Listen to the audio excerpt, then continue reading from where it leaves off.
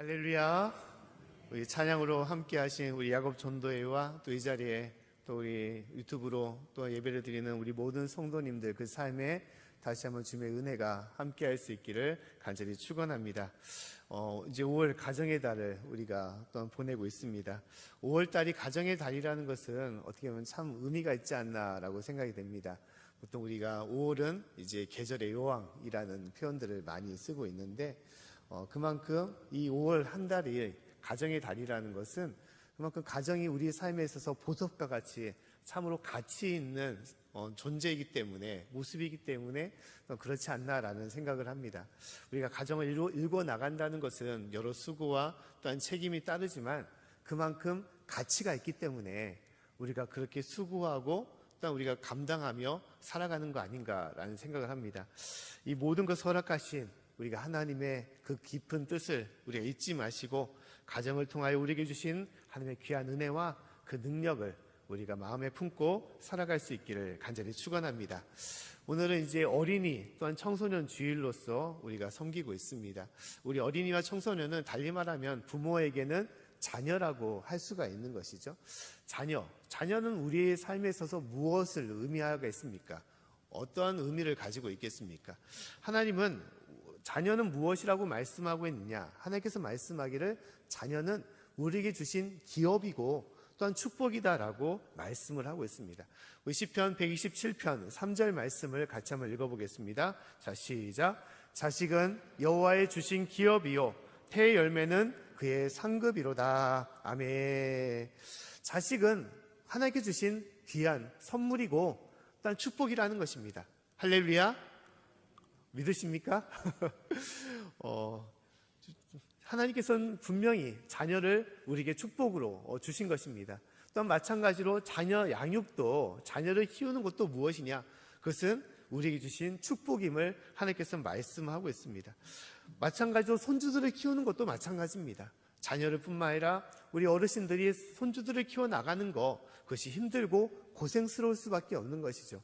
하지만 이 또한 하나님께서 주신 축복임을, 그 모든 과정을 통하여 우리에게 많은 은혜와 또한 축복을 주신 것을 우리가 알아야 되는 것입니다. 우리가 살아가면서 어떤 때는 자녀가 과연 나에게 축복이 될까라고 또 의구심을 품을 때가 많이 있습니다. 저도 이렇게 자녀들을 보게 되면 잘 때는 축복 같은데 눈을 뜨고 있으면 좀 아닌가라는 생각을 가질 때도 있습니다. 어떤 때는 이게 애가 커가지고 부모의 슬픔이 되는 거 아닌가, 애물단지가 되는 거 아닌가라는 생각을 할 때도 있습니다. 그렇게 생각하는 이유는 무엇입니까? 바르게 성장하지 못할 때 그런 아픔이 있을 수가 있는 것이죠. 이 바르게 성장하는 그 조건은 무엇일까? 그 근본 원인은 무엇일까? 부모가 좋은 것을 주고 또한 좋은 환경에서 많은 것을 준다고 해서 그 자녀가 바르게 성장하고 성공하는 것이냐? 꼭 그것은 아님을 우리는 볼 수가 있는 것이죠. 이전에 더 어렵고 힘든 시기 가운데서도 열악한 환경 속에서도 더 건강하고 또한 성공한 자녀들이 많이 있습니다. 부모의 기쁨이 되며 행복이 된 자녀들이 많이 있는 것이죠. 역경과 환경, 부모의 능력으로 자녀를 키워나가는 것이, 건강하게 이끌어가는 것이 아님을 우리는 알 수가 있는 것이죠. 그렇다면 자녀가 온전하게 또한 건강하게 또한 행복하게 자랄 수 있는 그 원인은 무엇이냐? 그것은 누가 키우느냐에 따라서 달라진다는 것입니다. 누가 키우겠습니까? 자녀는 분명히 부모가 키운다고 할 수가 있는 것이죠. 하지만 근본적으로 부모를 통하여 하나님께서 키우심을 우리가 바라봐야 되는 것입니다. 자녀는 누굽니까? 자녀는 우리의 자녀일 뿐만 아니라 근본적으로 하나님의 자녀이고 하나님께서 키우시는 자녀임을 우리가 알아야 되는 것입니다.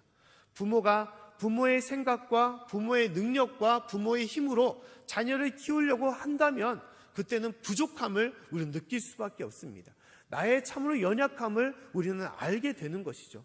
그렇기 때문에 부모의 힘으로 키우고자 한다는 것은 참으로 어리석은 모습임을 우리가 깨달아야 하는 것입니다. 오직 우리의 자녀를 키우는 분은 누구시냐? 하나님이심을 우리가 깨달아야 되는 것입니다. 그렇기 때문에 오늘 말씀에 하나님께서 우리에게 무엇을 말씀하시냐? 자녀에게 무엇을 먹이냐? 하나님의 말씀을 먹이라라고 얘기를 하고 있습니다. 오늘 13절 말씀에 다음 같이 기록이 되어 있죠. 24장 13절 말씀 한번 읽어보겠습니다. 자, 시작. 내 아들아, 꿀을 먹으라. 이것이 좋으니라. 송이꿀을 먹으라. 이것이 내 입에 다니라. 아멘. 아들에게 무엇을 먹이라고 하십니까? 송이꿀을 먹이라라고 말씀하고 있습니다. 이 송이꿀은 무엇을 얘기하느냐? 하나님의 말씀이라는 거예요. 시편 119편 103절 말씀에도 하나님께서는 다음과 같이 말씀을 하고 있습니다. 우리 말씀을 같이 한번 읽어보겠습니다. 자, 시작. 주의 말씀이 마세 내게 어찌 그리 단지요 내 입에 꿀보다 더하니이다. 아멘. 꿀보다 더 단 것이 있는데 그것이 무엇이냐?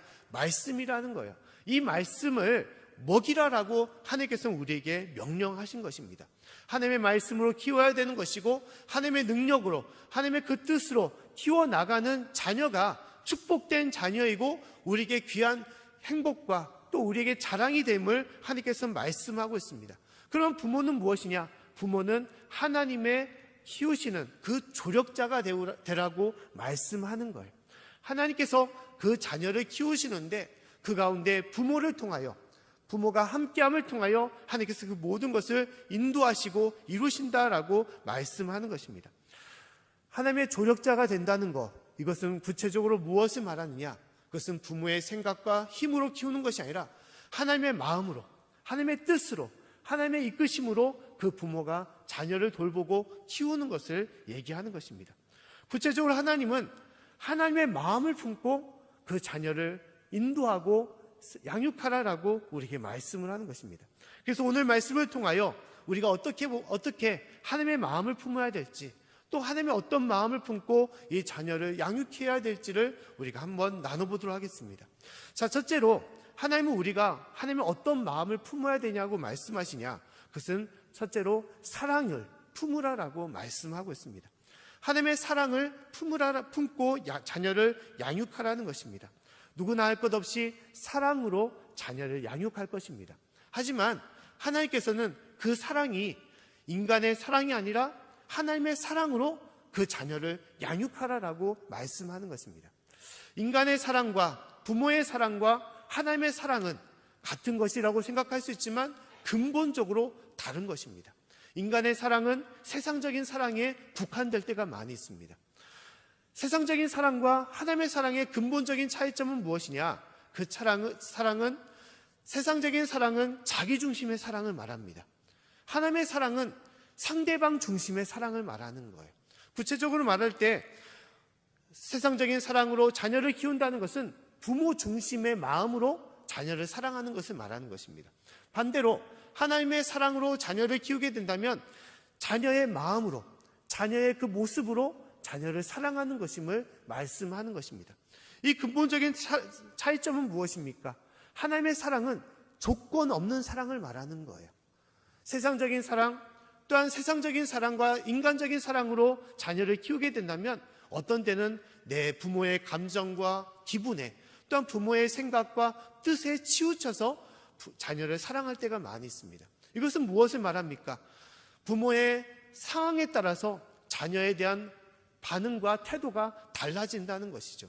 부모가 좋을 때는 그 자녀를 대하는 태도도 마냥 좋을 수가 있다는 것입니다. 반대로 부모의 생각과 부모의 감정이 힘들 때는 자녀를 향한 그 마음도 흔들릴 때가 많이 있다는 거예요. 부모의 기분에 따라서, 부모의 기대치에 따라서 그 자녀에 대한 사랑과 방식이 달라질 때가 많이 있습니다. 특히 가장 왜곡된 모습으로 드러나는 것이 무엇이냐? 바로 아동학대인 것이죠. 요새 많이 뉴스거리가 나오는 것이 아동학대에 대해서 얘기를 합니다. 그런데 이 아동학대는 처음부터 자녀를 미워하는 마음으로 아이를 학대하거나 폭력을 행하는 것이 아니라는 거예요. 대부분의 전문가들의 얘기를 보면 그 부모조차도 아이를 폭력을 행사하고 학대를 하는데 그것이 학대라고 생각하지 않는다는 거예요. 그럼 무엇이라고 생각하고 그렇게 대우하냐? 아이를 가르치기 위해서, 아이를 훈계하기 위해서 그렇게 행한다는 거예요. 왜냐하면 부모의 뜻에 어긋나고 그 말에 따르지 않고 또 부모가 생각하기에 바르게 잘 행하지 않기 때문에 힘을 쓰게 된다는 것이죠. 매를 들게 된다는 것입니다. 그런데 문제는 무엇입니까? 그것이 객관적으로 보게 되면, 다른 사람이 보게 되면 학대라는 것이죠. 학대라는 거예요. 이것의 큰 차이는 무엇입니까? 본인이 생각하기에, 부모가 생각하기엔 이것이 사랑이라고 생각하는데, 이것이 다른 사람들이 보기에는 학대라고 여기는 가장 근본적인 이유는 무엇이냐? 그 훈계의 기준과 훈계의 목적이 다르기 때문이라는 거예요. 아동학대가 될 수 있는 훈계의 기준은 무엇이냐? 부모의 기준과 부모의 마음과 감정에 휩쓸려서 아이를 가르치고자 할 때 그것이 아동학대가 될 수 있다는 것입니다. 또한 훈계의 목적이 단순하게 자신의 뜻과 생각에 앞서서 행한다면 그것이 왜곡될 수가 있다는 거예요. 그 때문에 온전한 기준과 목적은 무엇이냐? 하나님의 뜻이 임해야 된다는 것입니다. 아이를 키울 때 하나님의 마음과 뜻으로 아이를 가르치고자 할 때, 또한 그 기준을 가지고 아이를 이끌어 나가고 할 때 그 모든 것이 바르게 된다는 것이죠. 저도 새 자녀를 키울 때 매를 들 때가 있는 것이죠. 매를 들 수가 있는 것입니다. 매를 들지 않으면 어떤 때는 그것은 잘못 가르치는 경우가 있죠. 근데 매를 들다 보면 저도 이제 약간 혼동될 때가 있어요. 이것이 진짜 사랑의 매인지 아니면 부모의 마음에 휩쓸려서 감정에 실려 있는 분노의 매인지 약간 혼동될 때가 있어요. 근데 그것을 확실하게 알 수 있는 것은 무엇이냐? 아이에게 매를 들 때 진짜 아파하는 사람이 누군가? 그 매를 맞아서 아파하는 사람이 누군가? 때로는 부모의 마음이 아프면 그것은 어떤 매냐? 사랑의 매가 되는 거예요. 그러나 아이만 아파하고 아이만 상처를 받게 되면 그것은 아무리 잘 훈계해도 그것은 사랑의 매가 되지 못하는 것입니다. 부모의 매밖에 되지 못하는 거예요. 중요한 것은 아이가 부모의 사랑을 알 수 있는 그런 마음으로 다가가야 되는 것입니다. 매를 들기 싫은데도 불구하고 어쩔 수 없이 아이를 온전하게 키우고자 진실로 아이를 사랑하기 때문에 그런 일을 행할 때 그것이 아이가 그것을 받아들일 수 있는, 내가 잘못됐구나, 그것을 받아들일 수 있는 사랑의 매가 될 수가 있는 것이죠. 하나님께서는 이 모든 마음과 이 기준을 하나님의 마음으로 품고 나아가야 된다는 거예요.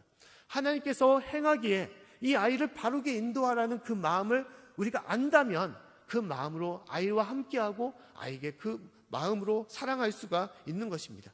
하나님은 우리를 사랑하신 분이십니다. 그리고 우리에게도 조건 없이 우리를 사랑하신 분이세요.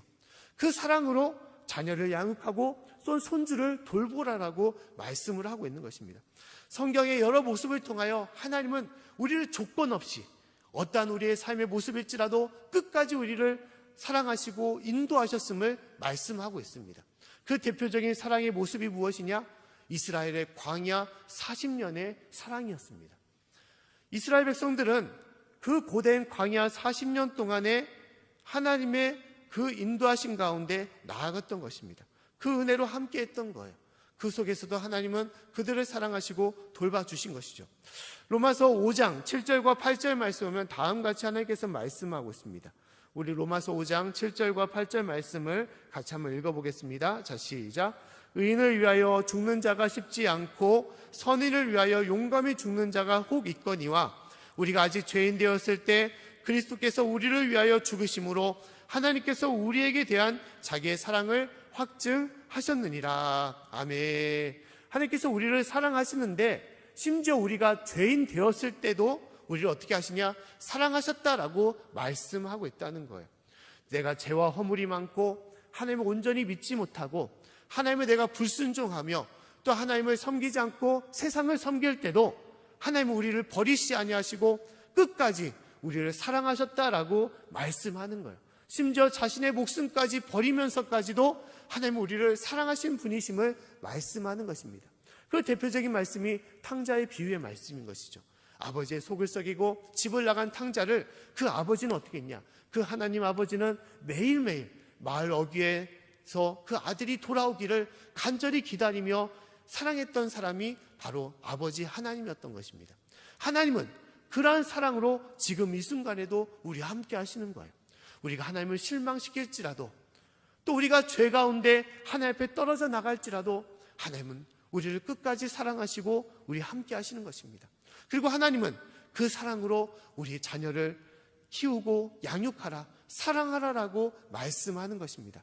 사랑하는 성도 여러분, 부족한 나의 마음으로 또 나의 사랑으로 부모의 사랑으로 자녀를 양육하는 것이 아니라 나를 향하신 하나님의 사랑으로 자녀를 양육하고 섬길 수 있는 저와 여러분의 삶이 될 수 있기를 간절히 축원합니다.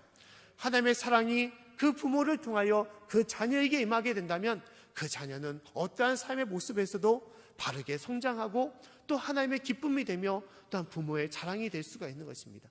축복된 자녀가 될 수가 있는 것입니다. 그 은혜로서 주님의 사랑으로 키워나갈 수 있는 저와 여러분의 삶이 되기를 간절히 축원합니다.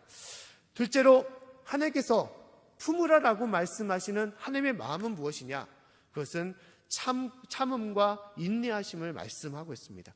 하나님은 끝까지 참고 인내하는 그 하나님의 마음으로 자녀를 양육하라라고 말씀하고 있습니다.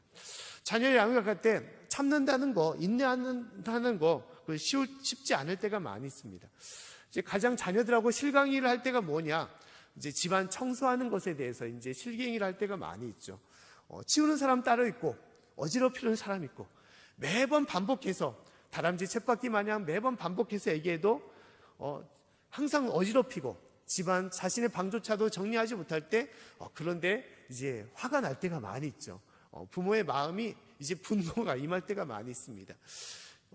그것이 이제 쌓이게 되면 이제 모든 면에 대해서 이제 자녀에 대해서 실망감이 임하고 이 자녀에 대해서 이제 어떻게 보면 그래 네 멋대로 살아라 라고 이제 포기하고 싶은 마음도 가질 때가 있죠.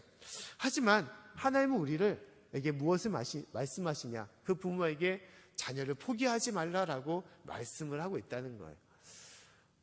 하나님께서 왜냐하면 우리를 포기하지 않는 분이시기 때문에 그렇다는 것입니다.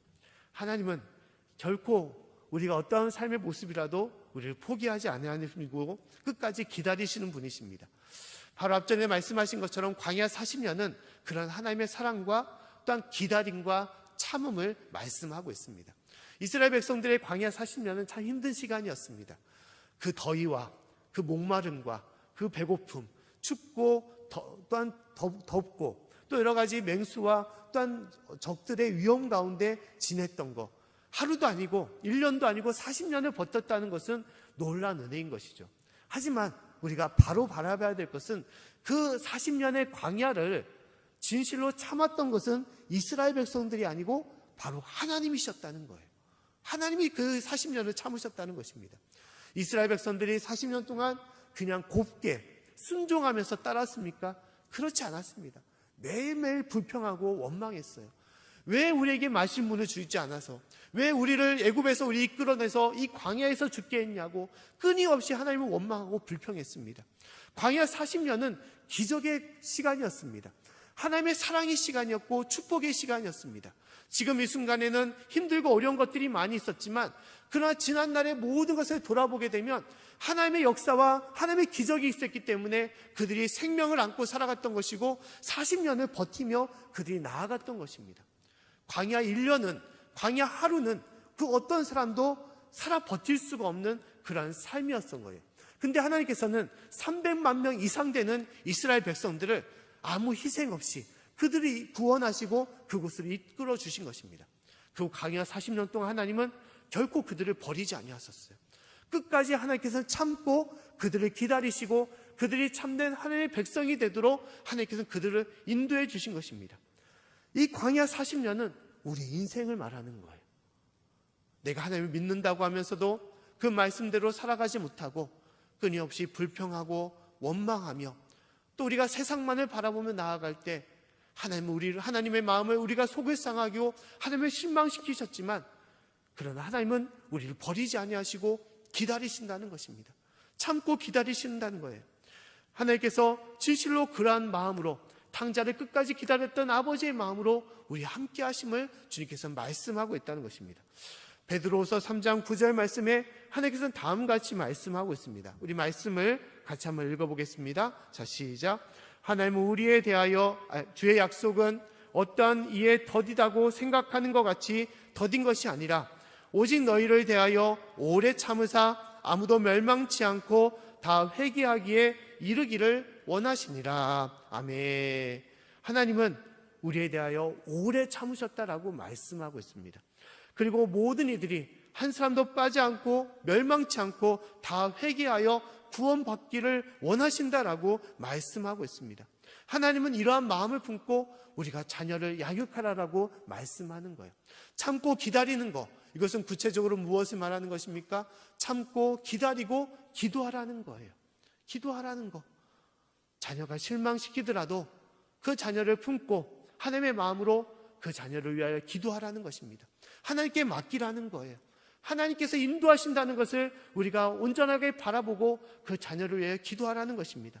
사랑하는 성도 여러분, 진실로 하나님의 마음으로 어떠한 자녀일지라도 끝까지 품고 참고 기다리며 기도할 수 있는 저와 여러분의 삶이 되기를 간절히 축원합니다. 세 번째로 하나님의 마음은 무엇입니까? 우리가 품어야 될 하나님의 마음은 하나님의 소망을 품으라라고 말씀하고 있습니다. 하나님의 소망을 품고 그 자녀를 양육하라라고 말씀하고 있어요. 자녀의 지금의 상황을 보게 되면, 지금의 모습과 성격과 여러 가지 행하는 것을 보게 되면 이 자녀에 대해서 어떨 때는 소망을 찾지 못할 때가 많이 있습니다. 과연 이 자녀가 커서 뭐가 될런지, 어떠한 모습으로 성장할지 많은 의구심을 가지고 자녀를 양육할 때가 많이 있습니다. 왜 이렇게 행동을 하는지, 왜 이렇게 모난 곳이 많은지, 누구를 닮아서 이러는 것인지에 대해서 우리가 의문을 가질 때가 많이 있죠. 부모에게 애물단지가 되지 않을까 걱정을 가질 때도 있고, 믿음과 신뢰와 희망을 자녀에게서 찾지 못할 때도 있는 것입니다. 부모의 기대치에 따라 자녀가 반응하지 않기 때문에 그 자녀에 대한 소망을 우리가 잃어버릴 때가 있는 것이죠. 하지만 하나님은 우리에게 말씀하기를 결코 소망을 버리지 말라. 하나님께서 그 자녀에게 주시는 소망이 있기 때문에 너희도 그 하나님의 소망으로 자녀를 바라보라라고 말씀하는 것입니다. 그 자녀를 양육하라라고 말씀하고 있는 거예요. 오늘 14절 말씀에 다음같이 하나님께서 말씀하고 있는 것이죠. 우리 14절 말씀을 같이 한번 읽어보겠습니다. 자, 시작. 지혜가 내 영혼에게 이와 같은 줄을 알라.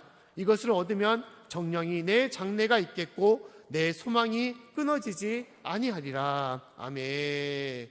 주님께서 말씀하기를 지혜를 통하여 그 자녀를 양육하면 어떻게 되느냐? 하나님의 말씀을 통해 양육된 자녀는 장래가 있고 그 장래의 소망이 끊어지지 않는다라고 말씀하고 있습니다. 믿음으로 키운 자녀, 또 하나님의 은혜와 능력 가운데 성장하는 자녀는 주님께서 인도하시기 때문에 그 가운데 분명한 소망이 있고 그 소망으로 그 현실이 이루어짐을 말씀하는 것입니다. 성경에 있는 여러 인물들이 그러한 하나님의 자녀의 모습이었던 것입니다. 야곱도 마찬가지였고 요셉과 또한 여러 다니엘과 또 다윗, 사무엘이 그러한 삶이었던 것입니다. 어린 모습에서는 그러한 희망과 소망을 찾지 못했지만 하나님께서 함께 하시기 때문에 하나님께서는 그 요셉과 그 다윗을, 사무엘을 일으켜주시고 하나님의 쓰임받는 주님의 귀한 축복의 자녀로 이끌어 주실 것입니다. 하나님은 우리의 자녀에게도 그러한 마음을 품기를 원하시는 거예요. 하나님은 우리 가운데 함께 하시고 우리 가운데 소망을 주시기를 원하십니다. 우리가 하나님 앞에 벗어난 존재일지라도 하나님은 그 소망을 우리 가운데 심어주시고 그 소망을 일으켜 주시기를 원하시는 거예요. 예레미야 29장 11절부터 14절 말씀에 하나님께서는 그 이스라엘 백성들에게 다음같이 말씀하고 있습니다. 우리 말씀을 같이 한번 읽어보겠습니다. 자, 시작. 나 여호와가 말하노라.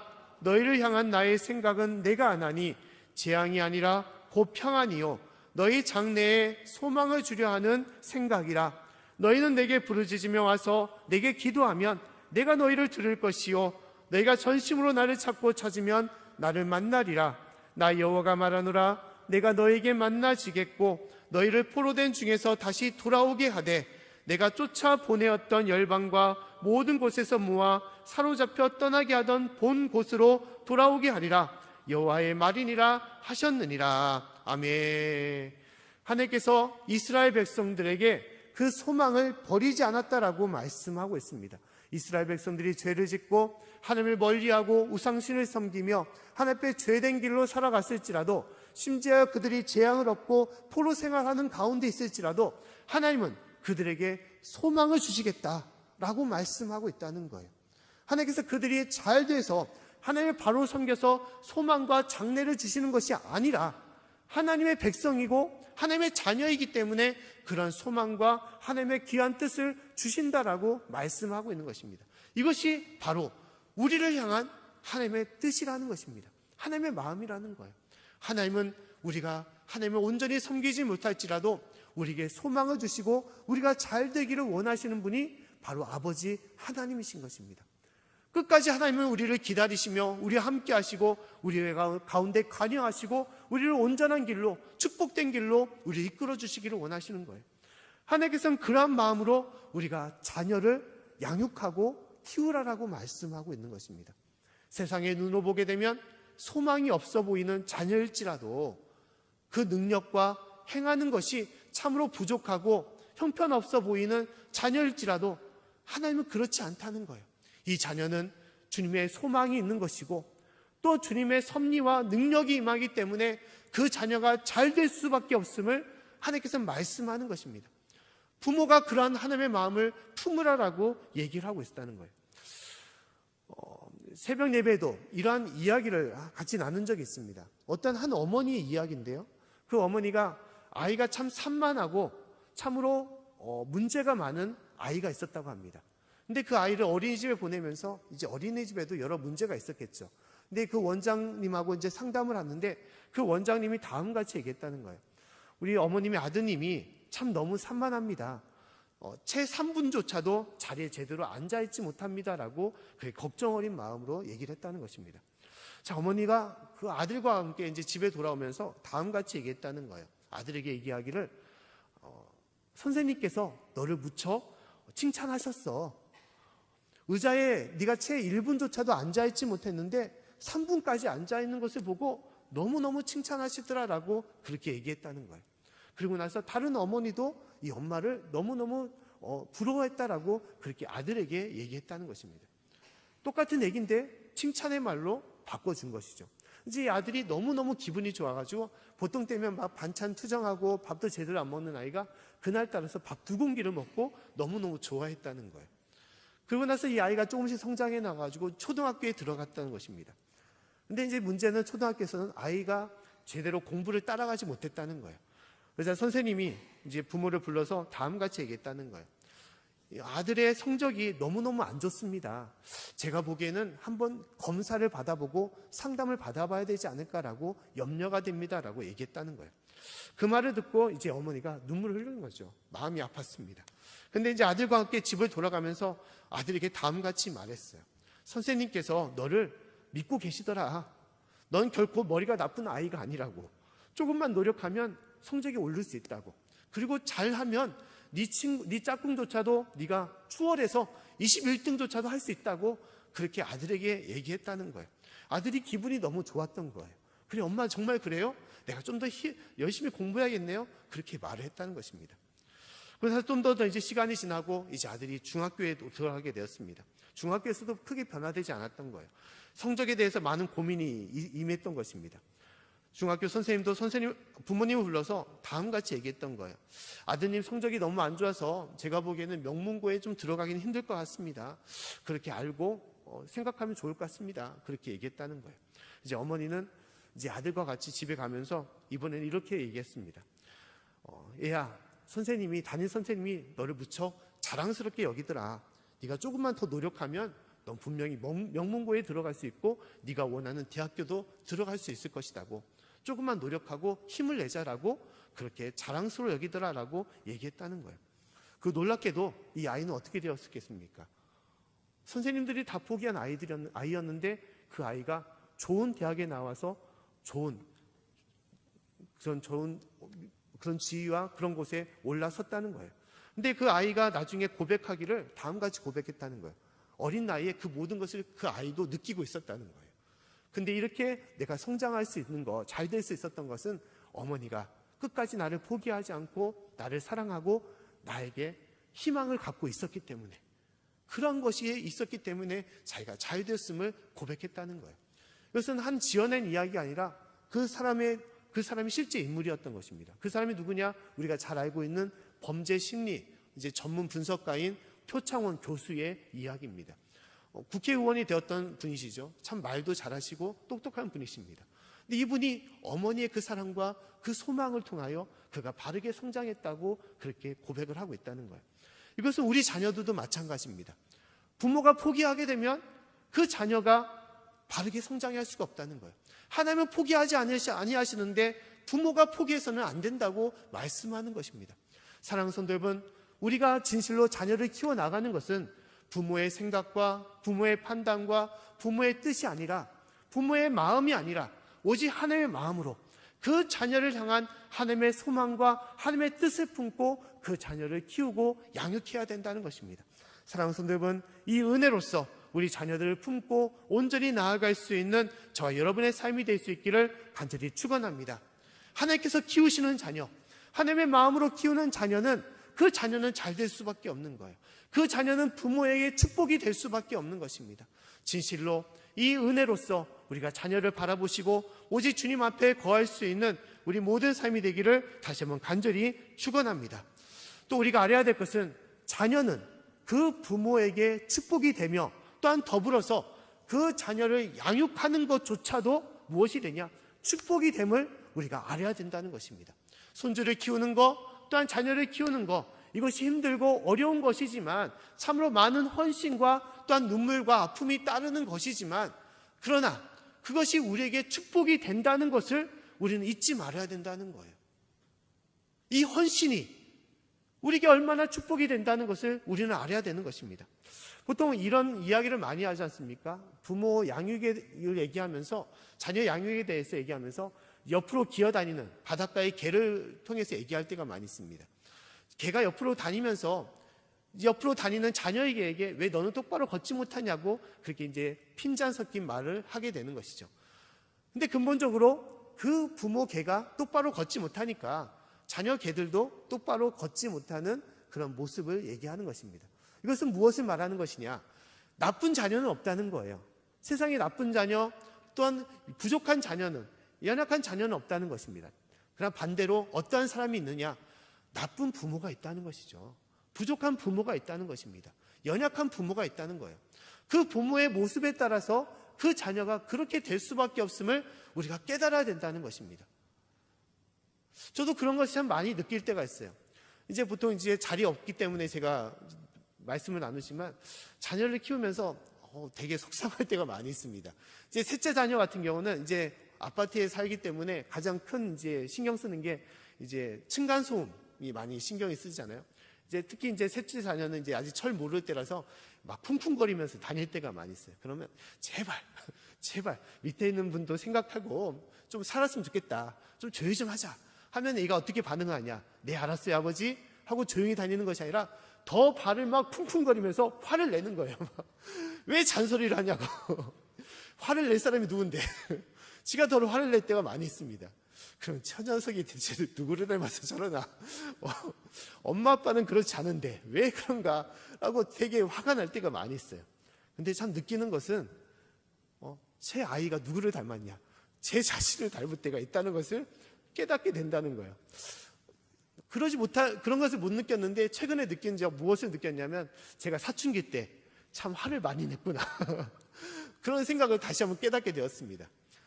철모를 사춘기 때 어머니에 대해서 만만하니까, 어머니가 가장 만만하지 않습니까? 그러니까 반찬 많이 해줘도 왜 이런 반찬 주시냐고, 왜 똑같은 반찬 주냐고, 안 먹겠다고 막 방문을 콱 닫고 막 금식하고 막 그럴 때가 있었습니다. 근데 그게 누구냐? 제 자녀인 거예요.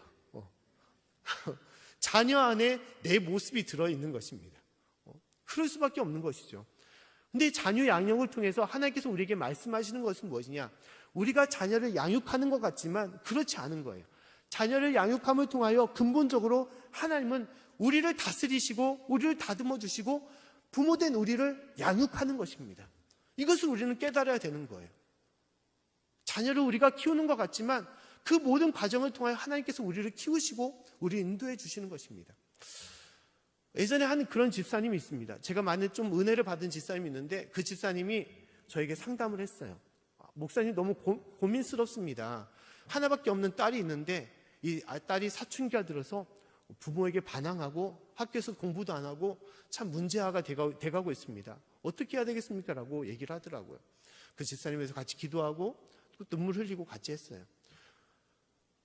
포기하고 싶다고 그런 마음이 강한, 자신을 맨날 원망하고 마음에 상처를 주고 아픔을 주는 그 딸을 좀 놓고 싶다고 그렇게 예언을 하더라고요. 그래서 같이 기도합시다, 집사님. 그렇게 얘기를 했어요. 근데 어느 날 그 집사님이 몇 개월이 지나서 저한테 이렇게 얘기를 하시더라고요. 목사님, 너무 감사합니다. 제가 기도하면서 그 딸을 놓지 않고 기도하면서 하나님께서 다음같이 말씀을 하시더래요. 야, 그 딸이 네가 아니냐, 너이지 않냐라고 그렇게 얘기를 하시다는 거예요. 그 딸이 너의 마음을 아프고 너의 말을 듣지 않고 너를 힘들게 한 것처럼 하나님께서 그동안 네가 하나님을 얼마나 속상하게 하고 하나님의 말씀을 듣지 않고 너무 힘들게 하지 않은 거 왜 네가 모르느냐라고 그렇게 알려주시다는 거예요. 딸의 모습을 통하여 자신을 깨닫게 되고 자신의 부족한 것, 허물과 죄를 그 집사님이 깨닫게 되었던 거예요. 그리고 하나님 용서해 달라고, 제가 다시 한번 바로 서겠다고, 참된 부모가 되겠다고 그렇게 기도하고 그 자녀를 다시 한번 보게 되었다는 것입니다. 근데 놀랍게도 그 딸이 그것을 알게 된 거예요. 진짜 엄마가 나를 사랑하는구나. 엄마가 나를 포기하지 않고 나를 위해서 기도하는구나. 그 아이가, 그 딸이 변화가 된 거예요. 가출하던 아이가 다시 집에 돌아오고 나가지도 않고 좀 더 공부하고 심지어 부모를 사랑하고 함께 할 수 있는, 마음의 뜻을 나눌 수 있는 그런 딸로서 그 아이가 변화됐다고 얘기했다는 거예요. 그 지금은 좋은 대학교에 들어갔습니다. 놀랍게도. 이것은 무엇입니까? 하나님께서는 자녀 양육을 통하여 부모를 키워주시고 부모를 인도하여 주시고 심지어 그 자녀들도 축복된 자녀로 이끌어 주시는 것입니다. 사랑하는 성도 여러분, 하나님께서는 우리가 믿음으로 자녀를 양육하기를 원하십니다. 하나님의 마음으로 자녀를 바라보기를 원하시는 거예요. 그래서 그로 인해서 자녀가 우리에게 축복이 될 뿐만 아니라 이 힘들고 어려운 이 자녀 양육의 과정이 우리에게는 참 귀한 과정이고 우리에게 축복된 것임을 하나님께서는 말씀하는 것입니다. 말씀을 마치겠습니다. 하나님께서는 주님의 마음으로 자녀를 바라보기를 원하십니다. 주님께서 우리를 사랑하신 것처럼 그 사랑으로 자녀를 사랑하기를 원하십니다. 주님께서 끝까지 우리를 기다리시고 포기하지 아니하신 것처럼 그 자녀를 기다리고 참고 기도하기를 원하십니다. 또 하나님께서는 우리에게 소망을 놓지 않고 소망을 주신 것처럼 그 자녀를 향하여 소망을 품고 나아가기를 원하십니다. 그 마음을 품으시고 진실로 주님 안에 귀한 가정, 또한 복된 가정, 믿음과 사랑이 충만한 귀한 삶이 될 수 있기를 다시 한번 간절히 축원합니다.